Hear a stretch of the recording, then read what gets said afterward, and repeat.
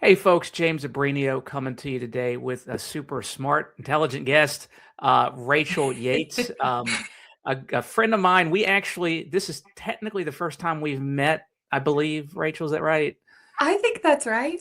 Yes. So we have a good mutual friend, Leonard Tanko, who I should get on here as well, who speaks very highly of you. But I wanted you on today to talk about appellate work here in Virginia. Before we get there, I just wanted to give folks watching this a little bit of your background. And by the way, this video is going to be geared probably more to my lawyer buddies watching this. If you're just happen to find this video and you want to learn more about your case or about appellate work, first of all, no legal advice here. Hire your own attorney, but it should give you some kind of basic information about the process. So stick around too. So Rachel, fellow UVA undergrad graduate. Looks Wahoo like wah. Wahoo Wah, a lot of stuff going on there. University of Law graduate. I actually did my last year at U of R. Did you ever meet Dean Rahman by any chance? She was probably already gone by the time you were No, there. I did. Oh, you I did? Okay. did. She's a lovely person. We are still very close. She allowed me to do my last year there, like kind of out of the blue. So she was super awesome. Law clerk at Henrico in Richmond. Law clerk position for non-lawyers here is a pretty prestigious gig where you're helping out a lawyer day to day, or the judges day to day. Public defender, so we're both fellow public defenders, former at least. And then you did a stint at the AG's office under Herring, is that right? That's right. Were you actually doing appellate work there, or what was your role?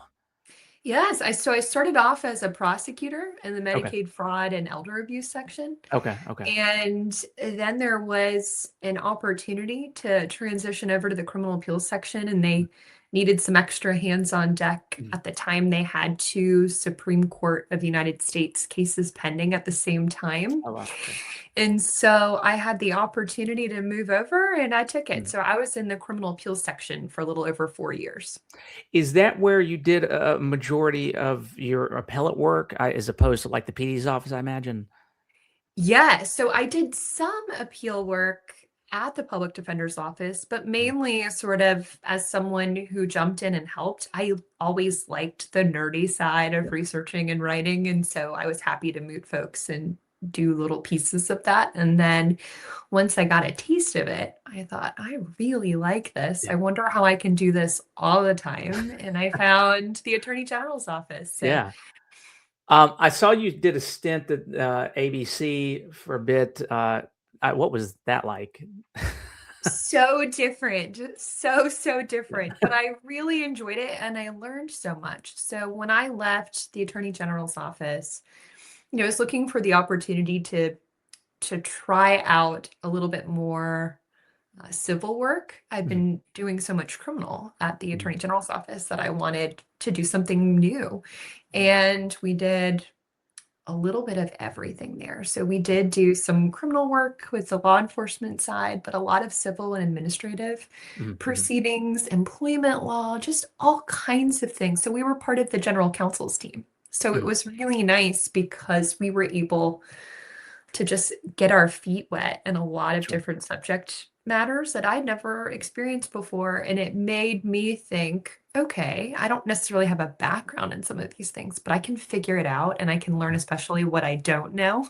Sure. Sure. And sometimes, maybe you'll agree with this, that's the biggest thing in the law is just knowing what you don't know and how to figure it out. So Yeah. The older I get and the more years I have, the more I realize I don't know so many things and will never know. So, um, that's right, me and it too. looks like you started your practice in 2024. So it just occurred to me you were doing nothing but public service and then went straight to private practice.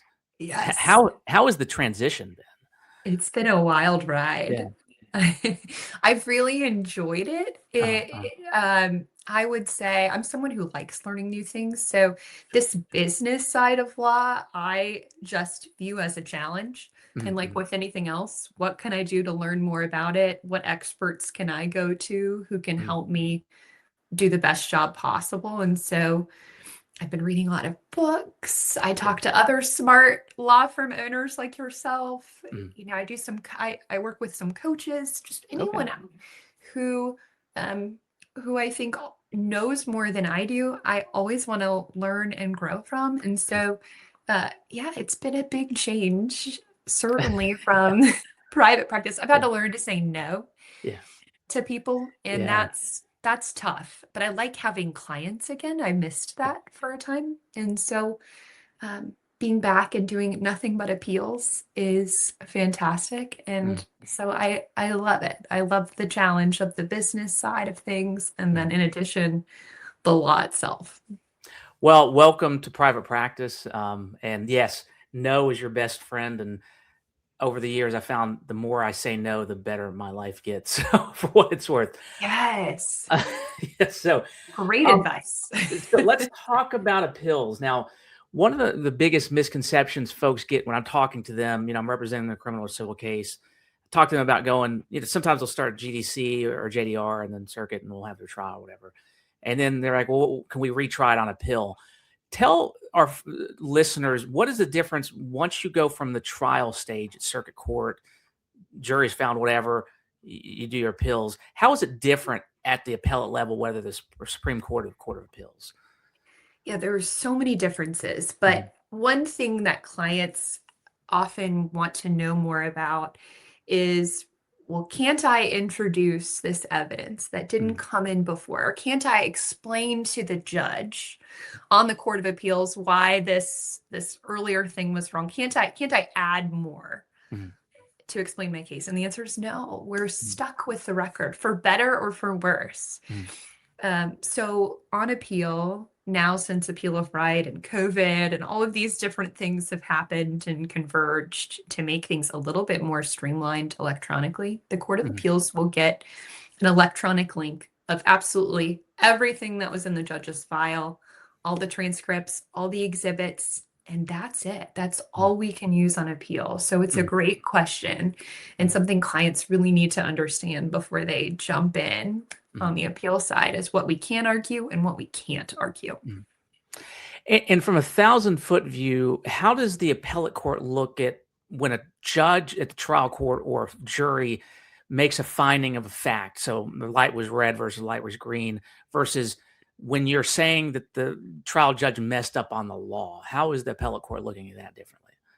Yeah, so one of the first things we do with our firm is when we get a record, Mhm. we look to identify any potential appeal issues. So Mhm. some of those are going to be those factual questions. Who do we believe? Mhm. And some of them fall more into that legal question side. Did Mhm. the court interpret the law correctly? Mhm. Uh, and anytime we can get into that legal box, we're going to be better positioned for the appeal Mhm. because judges on the Court of Appeals don't want to relitigate the facts. And some Mhm. of it is an issue of fairness. They weren't there. Mhm. They didn't get the chance to see the witnesses, hear the witnesses, understand the ambiance in that courtroom in the way that, all of you trial lawyers and the jurors got to. And Mhm. so when we're looking at some of these issues and trying to decide what are our best ones, anything that's has to do with interpreting the law, we have a much better chance. And it's Mhm. called a standard of review. The lawyers will know and have heard of that, but it's called a de novo standard of review, meaning Mhm. there's no deference given to the trial judge's original view of what the law is. Mhm. So that makes for a good appeal on the appellant side. Mhm. So we love looking for those things. Yeah, and I'll tell you, a lot of folks that I talk to about appeals, they get frustrated when they say, "Well, won't the appellate judge just see that this is an obvious lie?" Why is it unfair to expect appellate judge to be able to look at a finding of fact and question it? And you referenced it a little bit more, referenced it there, but give us a little more information. Why does it matter? Demeanors and things like that. Yeah. Yeah. So one of the funny quirks of appeals is that Mm. we're not necessarily saying one side or the other was wrong. What Mhm. we're saying is the trial judge got something wrong. And so Mhm. uh, if we're going to say that a trial judge erred, which is how Mhm. we frame up all of our issues, we have to understand on appeal that we don't have all of the same information that they did. And so we are stuck with the dry paper record. But there are still opportunities sometimes to be able to challenge some of those factual issues. It's just much harder to do given that framework. So for instance, the standard is, if a judge was plainly wrong, if a finding they made was plainly wrong or without evidence to support it, there are times when we can come in and say, there was error here, even with the deferential standard of review that we're somewhat stuck with on appeal. There's error here. Sure. So sometimes it is worth pursuing. It's just harder. And if there are legal issues, I'm always going to push us more to pursue those. Yeah, and I'll tell folks, if a good example, I think there's a couple depositions online. I think it was of maybe Bill Gates or Zuckerberg. But when you read the transcript, it was a very succinct answer. Mr. Gates, why this answer, why, X, Y, Z. But when you watch the video, you actually see that there's like this 10-second to 30-second pause. And visually, you're like, that guy is bullshitting. Yes. Yes, there's a lot that comes out in video and in person, someone's tone and facial expressions that you don't get from that dry paper record. I'm sorry, you had frozen for a second. Yeah, we froze for a moment. Let me work on something technically. Give me just a second. Hold on. I'm going to pause this. I'll take a coffee break. Sorry about that, folks. Had a little bit of technical difficulties. I'll try to edit that out. But if I don't, then apologies. One thing also that we'll see when a piece of evidence comes in, we believe it shouldn't have come in. A report comes in, we argue it's hearsay or whatever. How does the appellate court look at that as opposed to facts versus law? So evidentiary rulings are usually part of an abuse of discretion standard. But sometimes if it comes down to interpreting a specific statute, something where we can inject the legal side, that helps us show an abuse of discretion. So there are a few different ways. I don't want to bore everyone by talking about too many of them, but well, if they're watching this, they're probably nerds, so they'll be fine. That's right. I'm in the right space for that, maybe. Yeah. But when a judge misinterprets the law, when a judge commits an error of law, that is deemed an abuse of discretion. So if we can point to something like that, that helps us even with a deferential standard of review, like abuse of discretion. Sure. Let's kind of gear towards now the lawyers watching this. First of all, for my fellow trial attorneys, let's say that I'm like, you know what? I want Rachel's input from a practical side. When we're thinking about the appeals, number one, when should we, let's say we're going to get an expert involved in it. Like, when would we reach out to you to start getting input? Anytime, but sooner is better than later. I've worked with folks before a lawsuit was even filed. I've worked with folks midway through the trial and things start to maybe go a little bit in a direction they didn't want it to. Sure. So, and sometimes folks will find me when it comes time to actually appeal. I'm always happy to help, but I can do more to help if I'm brought in a little bit earlier. And I love working with trial lawyer colleagues. As a former trial lawyer, I love being back in circuit courts. I remember my first gig was with Peter Greenspun and John Shapiro. They were the rock stars here, and they did the tragic sniper shooting case. They got appointed by the court, but John Shapiro is legally one of the most legally minded, one of the most brilliant people I've ever met. And he was also one of the most diligent. And we had some sexual assault trial or something coming up, and I was a young attorney, and there was an issue about a piece of evidence coming in, and we were looking at Bryson on evidence or one of these things. And he said, can you just call Bryson up and have him kind of give us his thoughts on that? And I remember calling, and, as a lawyer, as a young attorney, I'm like, this is not a person. This is like, the law. And so we called him up. Is that something that you ever get attorneys doing where there's some issue that they know is going to be coming up? Yes. Okay. We get a lot of questions kind of on breaks from courtrooms where someone will say, this weird thing just happened. This is what I did. What do I need to say when I go back into the courtroom? And we can try our best to help with that. Obviously, with the limitations there, we do what we can, especially in hypotheticals many times. Yeah, sure. Yeah, I wouldn't expect, hey, you messed this up for me. I would never, I don't think any trial attorney would ever say that to another lawyer. No, I don't think so either. But yeah, we get calls like that. We love helping. Sometimes folks will email me. Sometimes we'll set up something more formal and they'll send me transcripts and I'll help them draft a motion in limine. It just depends on what the need is. And of course, time frames, all of those things. But I love doing that. Yeah. Do you have a couple top list things that you see trial lawyers screwing up? If you 3 minutes of, hey, this is what I'm seeing you all messing up on. What's your top list? Yeah, and I wouldn't even say messing up. I think we all have our different niches, and it's impossible to know everything. So if you were to put me in a trial court, I would do God knows what, and it wouldn't be it would not be perfect. So I don't want anyone to be paranoid and think, you've messed up just because you didn't know something really specific and that's a niche appellate law concept. But tips. One of my favorite things to talk about is proffers. And so this is how I describe a proffer. It's a way for an appellate court to understand how important a specific piece of evidence was that the trial judge didn't let in. It's also a way for them to understand that this truly was admissible. So anytime a judge says you can't introduce this expert witness testimony, for instance, or you can't introduce this document, or you can't cross-examine so-and-so about a certain topic, you need to proffer what that excluded evidence is. And so you might be saying, well, it's all well and good. How the heck do I do that? So there are better ways, there are worse ways. And of course, we understand some judges have their own preferences on the best way to do some of these things. So the best way to do it is to actually tell the judge, I understand your ruling. However, I need to proffer what this excluded testimony is, if it's testimony. May I do that now, if it's a bench trial, for the record?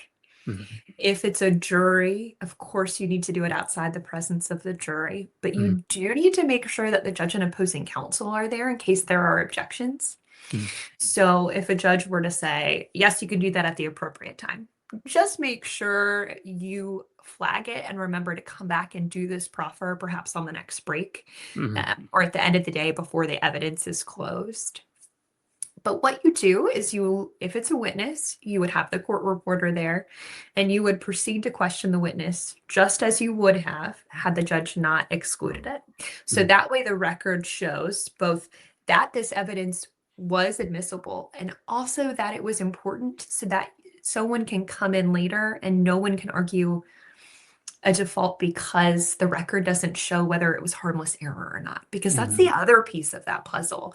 We might say, sure, testimony about this subject matter could have been admissible and maybe it was, but if they on appeal can't tell how important it was, you're not going to be able to overcome harmless error, and a court won't even engage in that analysis. They'll say the record's insufficient. So that's one of those pitfalls that's really, really tough, because you can be right on the law and you can be right and that the judge should have let you introduce it, whatever it is.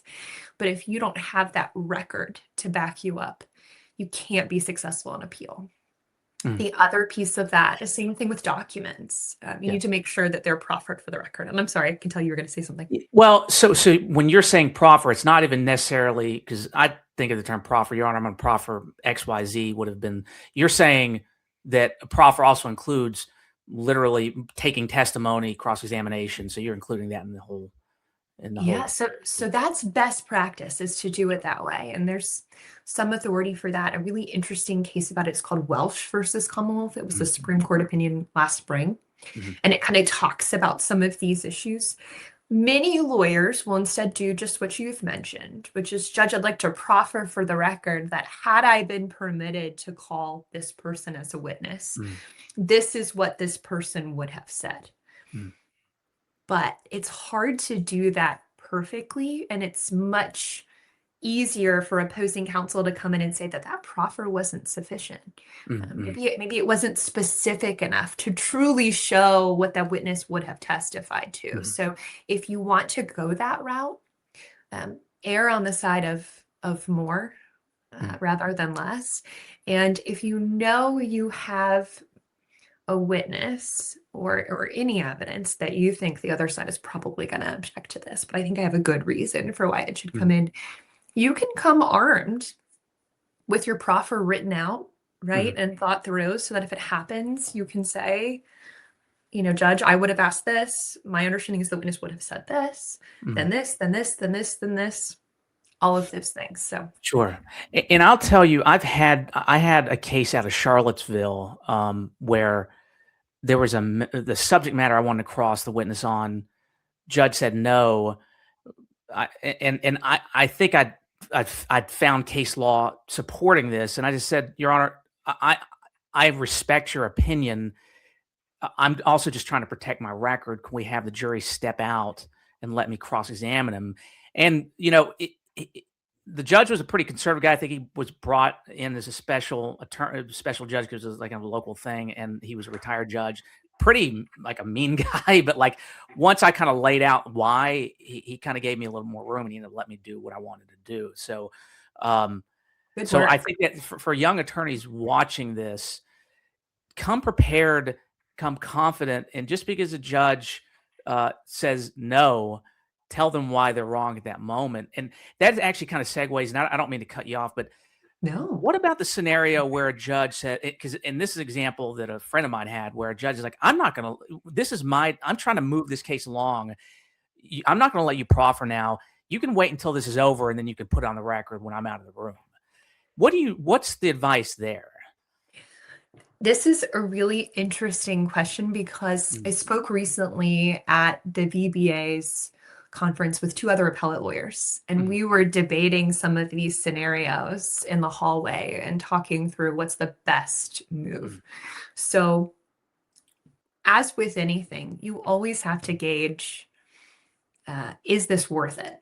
mm, So, mm. if this is a nothing issue, Sure. it's and I'm probably wrong on this. Maybe it's not worth it to Mm, do everything possible to preserve it. You have to make that call. But in those cases where you truly believe you're right and it's really important in your case, maybe it's worth making your judge a little bit mad.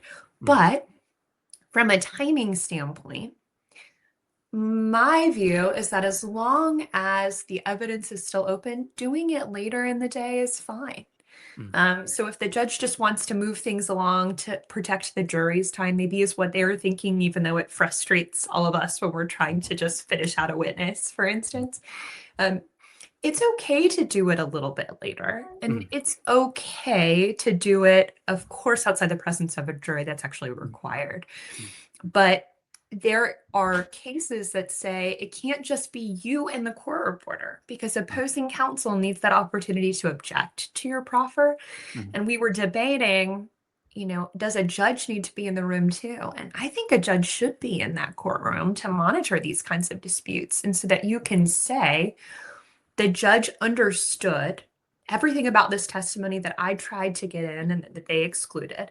And they mm, got the opportunity to hear it as well and decide whether they should have changed their mind. So mm, I haven't researched to see if there are any cases about a judge being out of the courtroom, but there are cases, a Supreme Court of Virginia case about opposing counsel not being there and the proffer was not sufficient. So if you need to, you can keep, I don't know if you all do this. When I was a trial lawyer, I used to have sort of a folder system of some of these weird things that I would bring in my trial bag if I was going to yeah. have a jury trial or a major trial. Yeah. You could keep a case or two about proffers there, just in case something pops up. Mm-hmm. And then you've got it for the judge to rely on, and you can say, Judge, I'm allowed to make my proffer. I need to for the record. And the judge says, no, you can respectfully object not being allowed to make your proffer. And guess what?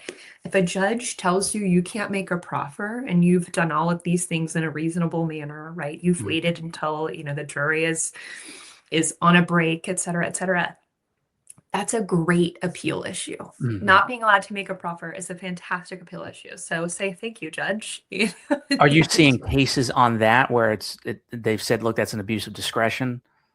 Yes, there are cases where the Supreme Court of Virginia specifically has said, if a judge doesn't allow you to make your proffer and you object to not being allowed to make a proffer, and of course you've done everything else right in this scenario, that's in itself error. And because there's no proffer for the court to determine whether this evidence would have been really impactful or not, a harmless error, it's a good issue for appeal because it sends you back if that's what you want. So Sure. And just a tip for folks, young attorneys watching this, keep a list of things outstanding that you're going to look at before you close your evidence. Make sure you have a list of your exhibits. If it's an issue like this, just have a piece of paper and look at it before you close your evidence. Any expansion upon that, or any systems you would recommend? I love that advice. So for those of you who have second chairs coming with you, anytime a judge says, we're not going to take that up right now, right? Part of their job should be writing that down to make sure that you come back and get your ruling later. So another key tip, and it sounds so obvious when we're sitting here with the benefit of our coffee in hand and we have all the time in the world, but make sure you get your rulings. There are many cases where, for instance, in a motion in limine, trial lawyer comes in with this well-researched, well-reasoned written motion, and the judge doesn't want to take it up then. But the judge also makes it clear from their tone and body language exactly what they think about your motion. And so they might say, well, we're not going to take that up at this time. But you know your impression of what they think about it. And it's easy when you're rushed and you're busy in the heat of the moment at trial to forget that the judge didn't deny your motion. The judge just didn't rule on it, even though you know that they're going to. Yeah. So make sure you always keep that list. I love that suggestion. So you have someone to come back to it. Similarly, this is kind of a riff off of that tip. If you have two objections to something, so maybe it's hearsay and foundation, for instance, to some testimony, and let's say everyone really is debating this hearsay component because it's really interesting and, the judge wants to talk about that. If the judge says, it's not hearsay, it's coming in, make sure you also obtain your ruling on the foundation front. Because if you don't, the other side, like myself, might come in and procedurally default you for not having gotten a clear ruling on both of your objections. It's one of those weird quirks of appellate practice where at the trial court level, you know what the judge thought about that. Sure. But if he doesn't say it or she doesn't say it. Yeah, and I will say, just from a trial attorney's perspective, I always look at it as if you've got two, arguments to make. Those are your guns. Those are your tools to try to keep. Ultimately, you don't want to have to go to an appeal. If you go to an appeal, you're already behind the 8-ball. Use those weapons you got. Use those punches. Also, cynically, I think some judges, just like we're trying to protect our record, they are trying to protect their record. And one technique is to be ambiguous. And we'll bring that up later, and then it just kind of never comes up. So. I'm sure you see that all the time, right? Yes. And sometimes it's with the best intentions. Everyone needs to take it up and everyone gets distracted and then it never is brought back up. That's really hard. So that's something to definitely keep in mind.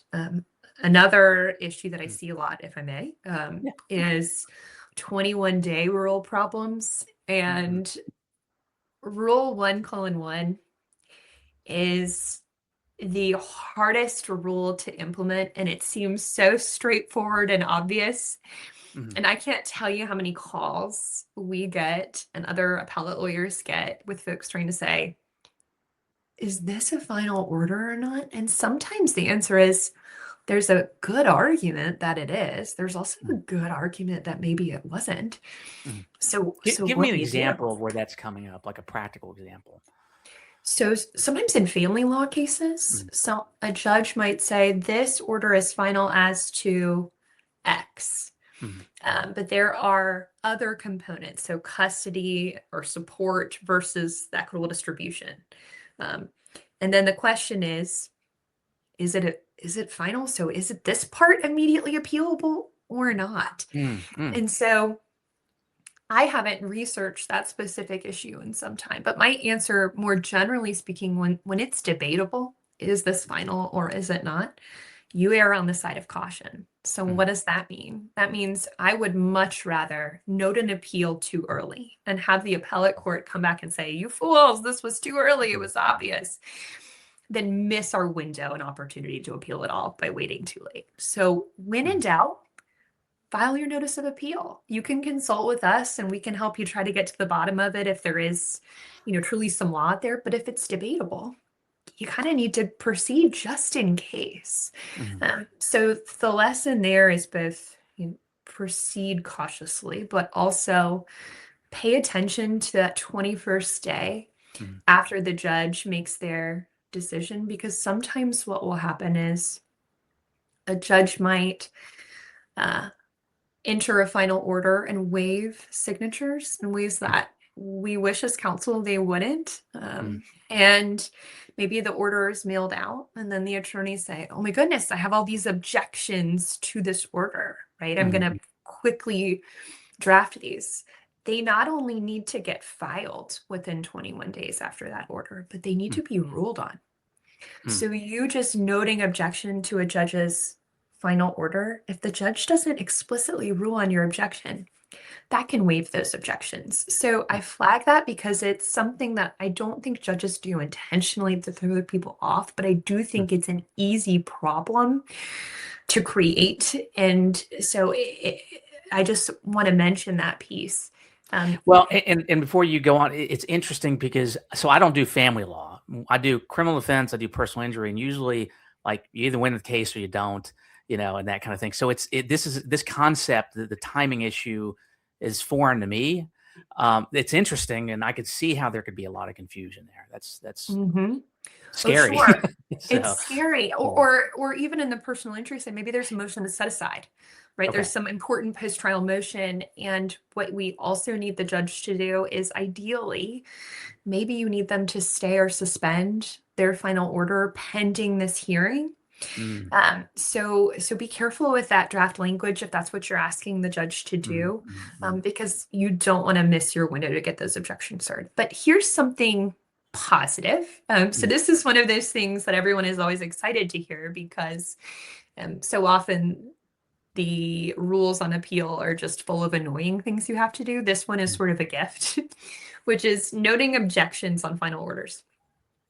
If you've already preserved an issue, so at trial, you've already objected, you've already proffered if you need to proffer, you've done everything you need to do about a specific issue already. You don't have to continue to note your objection to that on the final order. Okay. So instead, you can simply say, seen and objected to for the reasons previously stated on the record. If something's already objected, already preserved, you don't have to continue to do it, which I think can take some pressure off at the very end when you're trying to think, is there anything else that happened that I wasn't happy with or that my client might want me to note? If you've already done it, you're okay. But I think So, like, let's say I Go do a ahead. motion in limine pre-trial. I seen objected to. I'm as specific in that objection as possible. Later on, I don't have to re-raise that at trial. Well, at trial, it depends. It depends on what it is. If the judge has fully ruled on it and you've preserved it, maybe there's even a proffer, depending on what it is, then no, you don't have to raise it again. Once is enough. But sometimes what judges will do in motions in limine is say, as of right now, it's not relevant. Sure. Yeah. And you have to be careful with some of that language, because then you think, well, what if what if things change? What if the facts as developed at trial are slightly different than what we thought they were going to be during this motion in limine? You might want to say in that scenario, Judge, I understand your previous ruling on the motion in limine. I think these facts have changed this scenario. May I argue about why this is different? Maybe the judge will say no. And in any event, you just ask the judge to clarify that their ruling still stands. So you only have to object once if it's done perfectly, but be careful for some of these gotcha things, because I always look for that when I'm appellate. I always look to see, is there any argument that things change during the course of the trial?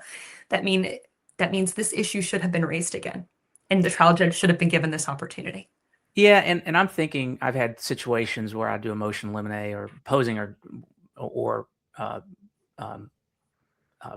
trying to get the in limine, and I'll get kind of some of that vague language. Well, this is not something I can address now, or I'm ruling against it now. Just a tip that I found useful is, well, Judge, are you saying at trial your opinion may change? Or is there factual circumstances that, and they a lot of times will give you clarity. Just from a style standpoint, I think having a conversation with the judge and everybody recognizing, look, we're all just usually trying to get it right, I think is just a useful tip for what it's worth. So I think so too. And I do think we can be so focused in our own position and be so frustrated with some of the rulings that we see that it's easy to forget that sometimes things do change, or maybe the judge just truly doesn't understand what it is that you need them to do or why you need them to do it. So sometimes, to your point of saying, for the record, Judge, I'm required to do this to preserve this issue, can go a long way, because then they understand you're not just trying to argue with them. You've already done your arguing. Now you're trying to make sure the record shows what you need it to. And many times then the judges will be a little bit more understanding. And you can always blame your mean appellate lawyer. They're making us do this. I know, it's ridiculous. Yeah, and obviously there are some things that is, because I'm always geared towards jury trials, right? And so some of these things, obviously the jury's going to be outside the room for, but you can give a signal that that you're trying to be fair to the judge, and I think the jury endears to that, and they see, okay, he's being reasonable or she's being reasonable, the judge is kind of being a jerk, or so whatever it may be, that kind of thing. I think so too. Juries pick up on all those things. Yes. How you treat your clerk. I was in a jury trial just observing a few months ago, and there was some technical issues that this big medical malpractice firm had hired these fancy tech people, and the tech wasn't working. The attorney was just a complete jerk to his tech guy. And I could tell the jury being like, oh, I do not like him now. So any more tips that you want to get to, or I was going to transition a little bit? Sure, okay. We can transition. There are so many tips. I love doing things like that. So if anyone has specific questions as a way of follow-up to this, reach out. I'm happy to answer them. Yeah. And by the way, I'm always paying attention to interesting cases, as are you. If you ever want to come on and discuss an issue, I am always game for that. Oh, fine. Yes. So there, as you referenced earlier or alluded to earlier, there has been a lot of change in the Court of Appeals. It's been expanded. For folks that don't know, there's just been a lot of judges added. So there's a lot more cases going to the Court of Appeals. Also, the subject matter that goes to the Court of Appeals has been expanded. At the trial level, at least I'm reaching the age where all my friends are becoming judges. And for the most part, most judges, before they become a judge at the trial level, are specialists. They're well known for being a great criminal defense attorney or a medical malpractice attorney. But then when you become a trial judge, you're expected to know everything. Yes. At least here in Northern Virginia, maybe it's not that way in Richmond, but are you seeing it? And let me talk about that part first. Are you seeing a lot of issues coming up on the appellate level just because you have less experienced judges as being judges and just different practice areas that they're not familiar with? Are you seeing that from a practical standpoint or anecdotally? Do you mean some of the Court of Appeals judges are coming in with less appellate experience? No, I mean, at the trial, at least I've observed a lot of new trial lawyers. Are you seeing let me just be frank. Are you seeing a lot of mistakes being made because there's a lot of young trial judges that just are not familiar with every practice area? Are you seeing that coming up on appeal? We do see a lot of mistakes. I'll tell you, as with anything, there are many wonderful judges, and there are judges who don't want to admit when they don't know something. Mm. And sometimes folks, even when they give it their best, do get it wrong. So if you have a situation as a trial lawyer and you're arguing something that's maybe an issue of first impression, so it's something truly novel and interesting. One thing I used to do as a trial lawyer is I'd offer to brief it. Mhm. And that might annoy your opposing counsel. The judge is going to really like that for the Mhm. most part, because sometimes they really are afraid of making a mistake too. And Mhm. especially if they're new to some subject matter, they they want all the information they can get. And so if you offer that, I think that can be helpful. When I was a law clerk, that was something the judges used to do quite frequently, is ask for briefing. And then if Mhm. the attorneys came in and said something to the effect of, Judge, I know you've probably already researched this and you're already probably familiar with it, but for the record, would you mind if I went ahead and set the stage for this and started from the beginning? Mhm. That is a kind way to introduce some of the base concepts that maybe the judge really isn't familiar with but wouldn't want to admit. And it also does help the record, because if we get to the appeal, even if everyone in the trial courtroom knows and understands some really unique aspect of family law, maybe you draw three criminal judges, Mhm. criminal judges on appeal who had criminal law experience primarily. So that can be helpful no matter what. And I think trying to approach it that way, how can I put this information out there in a way that isn't going to be offensive and can be very helpful to my client to make sure that we get it right? Mhm. There's also post-trial, motions to set aside or motions to reconsider. It's one thing to do it if you've fully argued it and you know the judge isn't going to change their mind. It's another thing when maybe an issue comes up really quickly Yeah. and you think, I've gone back and done some research and I really think these cases are really controlling, and I wonder if there's opportunity to course correct here. Even in Yeah. the midst of trial, you can do that on night one. I know that's not easy, but you have appellate lawyers who can help you with that. But things like that can go a long way, because most judges don't want to be wrong either. But to answer your original question, do we see a lot of mistakes? We sure do. We do. Um, Mhm. it L- happens. Not to be presumptuous by either you or I, um, I like to pretend that some judges watch some of these videos. Do you have any tips for young judges? Maybe a new subject matter is happening live, and what are some tips that you would suggest for them that may, process wise, that may help um, the case, help the record, help them not make a mistake? Yeah, absolutely. I think one thing the judges I clerk for used to do would be to say, pretend I don't know anything about this. Mhm. Let's start from scratch. Can you tell me about this? Mhm. And just admitting this isn't your wheelhouse can go a long way, because then the lawyers can see you and hear you and tailor their arguments to someone who comes with maybe a family law background, and this is a really different civil business case. Sure. I think it can go a long way to acknowledge that you lack familiarity with the subject matter, and also feel take a recess if you'd like.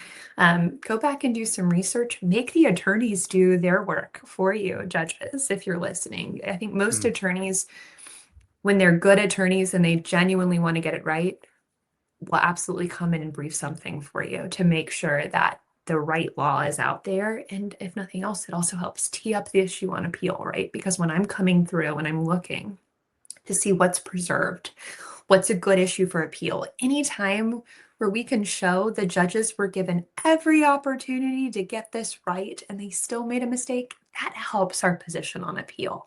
So Mhm. that goes both ways. Suggest and offer opportunities to elaborate on some of these different legal concepts. Sure. Um, with the expansion of the Court of Appeals, are you seeing a change in the makeup of the cases being heard on appeals, and more specifically, decisions being handed down, like subject matter wise? Sure. Well, the Court of Appeals, now decides civil cases generally besides just family law. They've always decided criminal law cases as well, but there's all sorts of cases that now are coming up in the Court of Appeals. In my practice is probably about 75% civil. A lot of real estate, family law, general business. It just depends, but the Court of Appeals decides virtually everything now as a matter of first course. And so it's important to come in knowing that you might get a draw of a 3-judge panel with judges who've never heard or decided or researched any of these issues that are so important to you and your client. So to come in making sure that your brief really gives all the background knowledge that you need to be successful in appeal. I've referenced this to you before, and I tend to talk about politics a little too much. Okay, that is a flaw of mine and a mental health issue, honestly. There's a lot going on in the in the General Assembly right now, and redistricting, and I kind of asked you in email, hey, do you have kind of thoughts? But what I was really meaning to ask, and for folks that don't know, the Virginia General Assembly is trying to mid-decade redistrict, and the Democrats are pushing for a 9-2 or 10-1 map benefiting Democrats on the Congress level. The Republicans filed in Tazewell County, which is near where I grew up at Buchanan County, a very conservative region, to try to block redistricting. The trial court said, you can't do this, Dems. My question is not about the technical aspects of that case per se, because honestly, I still need to read the opinion. It's more about, do you have a view on any concern about the Supreme Court here in Virginia being geared politically? What is kind of their preference for avoiding political issues, and kind of how generally does the Supreme Court look at that? And you may say, look, it's just outside of my wheelhouse. But that was more the question I had, just generally speaking. Yeah, generally, our appellate courts are very reluctant to take issues on head on if they can procedurally default something, if they can find a way to sidestep getting to the merits. And some of this is just sort of textbook black letter appellate law, where we don't reach the merits if it's not necessary because there is a procedural default or there's a narrower issue that we can decide instead to avoid having to address maybe these weightier problems or issues and save them for a later day. Sure. So politics or just really important cases generally, our appellate courts will, as a matter of course, avoid reaching those if they can. Sure. That's probably my best answer for something like that. So do I see the Supreme Court being eager to weigh in on the politics? No, absolutely not. I don't think they will.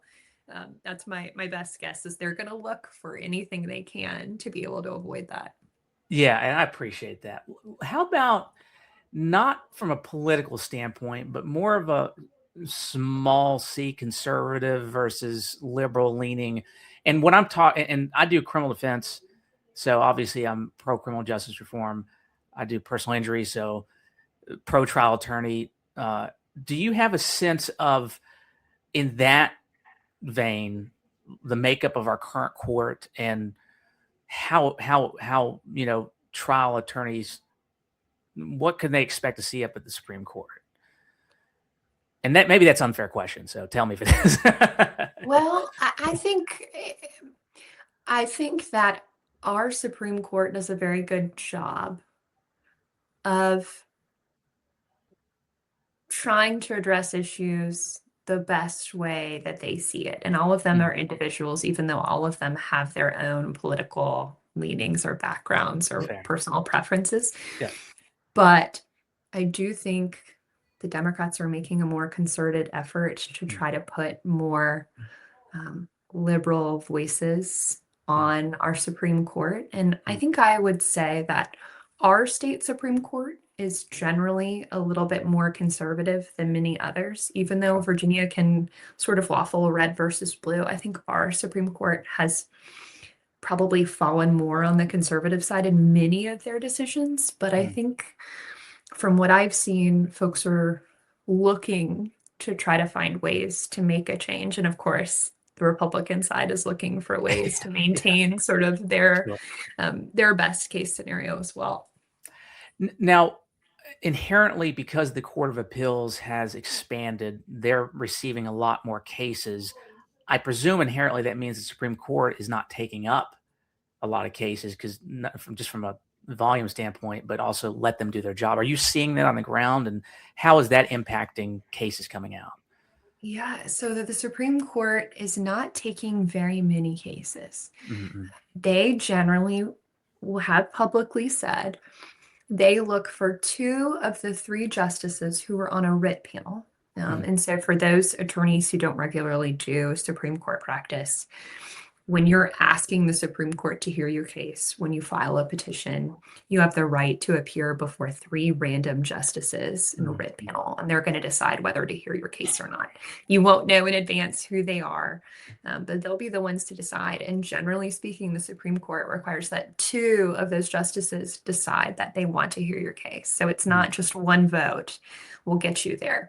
Now, they'll also say that if one of their fellow justices really wants to hear it, maybe one will be persuaded, but that's not necessarily a guarantee. And so they haven't taken many cases. I think we as lawyers might like to see them take some more cases, but TBD, we have a new chief justice in town. Maybe things will change a little bit. We'll see.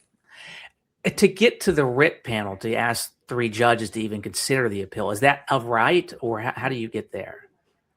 Yes, you have the right to have your case heard by 3 justices in the writ panel. So you do get to do that. And I think you should always take advantage of that. Sometimes folks will ask, should I file a reply to a brief in opposition?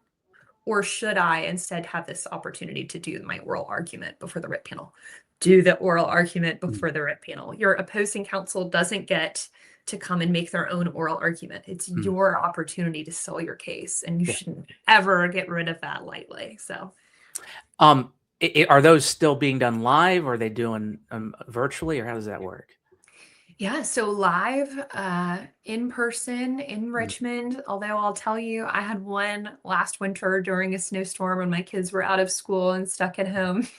So I had to appear virtually, and I think we'd all say it's not as nice as when you're there in person and you have those extra cues to pick up on and what someone really thinks, etc. But if there's bad weather, they'll do that. Or if you need to, you can also ask, I think, to do this by phone. But again, I think there's benefit to being in person. Yeah, I had one opinion, an expungement issue. We got the writ, and then we ended up arguing. I ended up losing, but it was just a cool experience. So, as a lawyer, there's not many things that make you feel like a lawyer more than like being in that courtroom down in Richmond. So, for what it's worth. I think so too. And I love it when they ask good questions. There's nothing worse than when you spend all this time preparing and then you're just met with silence and no one asks you a single thing and you don't get to show off all this knowledge that you gained. So I love a hot bench more than a cold bench, but I also tell people prepare for a cold bench too. Sometimes, especially my trial lawyer colleagues who are so good at thinking on their feet and responding to tough questions and circumstances, sometimes they expect the hard questions, and if they don't come, I think we can all have that moment of panic of, oh, I had only prepared about 30 seconds of things to say because I thought I was going to get asked all these things. So come in prepared also for a cold bench. I'm going to let you go in a moment. Do you have any either funny stories or terrifying stories that happened to you during argument that just a war story that you think would be interesting or funny to hear? Yeah, sure. So my appellate stories are by and large horribly boring to anyone who isn't an appellate lawyer. It's look at this crazy procedural default. Oh my God. And so I recognize that that's not necessarily the most interesting thing for other folks, but I think when I think of my favorite arguments, they're the ones where I was asked something really hard and I had to pivot and think on my feet. Hmm. And you walk away and you listen to yourself again and you think, hmm, I wonder if I got that right. And then you Sure. keep thinking about it and you keep thinking about it. So from a fun war story standpoint, I I once at one of my first oral arguments was filling in for a colleague. And I went in and I was facing a trial lawyer, opposing counsel, someone who had never done an appeal argument before. And she came in and brought in stacks of case law that she hadn't argued on brief and started picking up her stack of cases and passing them out Oh, wow. to the Okay. panelists in the midst of this appellate argument. And she didn't even give me a copy, by the way, which was rude, no matter what. And I was shocked. I didn't even know how to respond. And this attorney had said, she came in here and said all of these things, and it's not the law. And here's this case that says I win. And the judges just were shocked and accepted it. And as it turned out, first of all, the chief judge said that what they were going to do is not review that at that time, and they were going to give me an opportunity to submit a letter responding to these accusations, so I didn't have to try and do this in the midst of it. For trial lawyers out there, never do that. That was truly crazy. But I went and reviewed this case that this lawyer had come in and cited in violation of the rules, which you're not permitted to do this. And this was a case that had been reversed by the Supreme Court of Virginia. So it was a giant red stop sign case on Lexus. The first thing I saw was this giant red stop sign. And I thought, are you kidding me after all of this? So that's really my most lively, entertaining case without getting into the weeds of some of these appeal issues. But every case is different. And I just am so lucky to do this kind of law. I just love it. And so I'm always happy to talk about it. And it was so kind of you to let me come and talk about it with you. It's fascinating. I'm always constantly learning. I have a war story from my and it's horrible.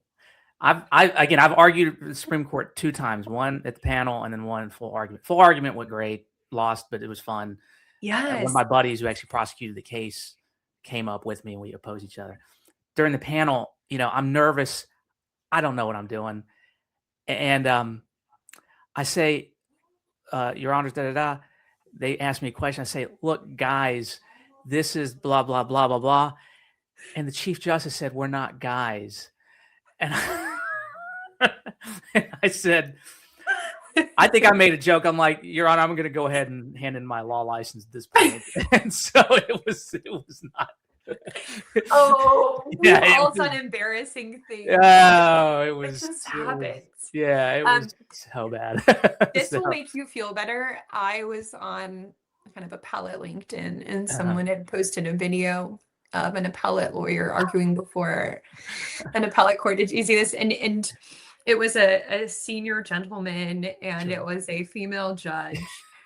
And she asked a question. He said something like, yes, honey, but like he was responding to his wife who was yelling at him. And it was so, he couldn't recover. He apologized. He realized when he said it, oh my God, I shouldn't have said it. But you can't, that is way worse than just being, on a friendly level. You know what though? I don't know, because I saw that video and you could see how immediately he was like, oh my God, I am done. And even the judge was like, just keep going.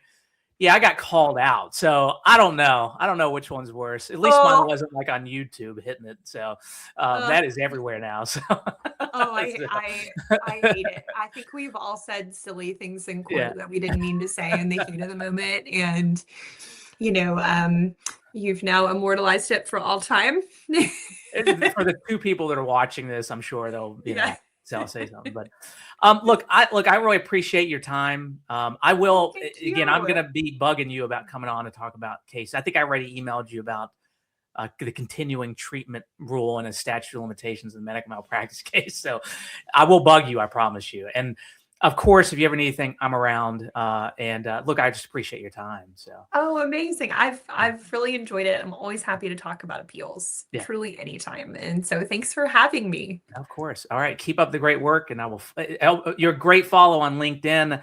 I will also put your website in the show notes so that anybody contact her. Phone number, email address, best way to contact you. If you want to go ahead and that say sounds that. great. Yeah, absolutely. I do a blog. I send it out to my trial lawyers. I try to do about every 2 weeks. So for those interested, I try to talk about things that might be helpful. Awesome. Awesome. All right. Well, look, I appreciate it. Have a good weekend. It's Friday. Go out there and have some fun. Okay. TGIF. All right. I'll bug you soon. Okay. Bye. Okay. Bye-bye. Bye.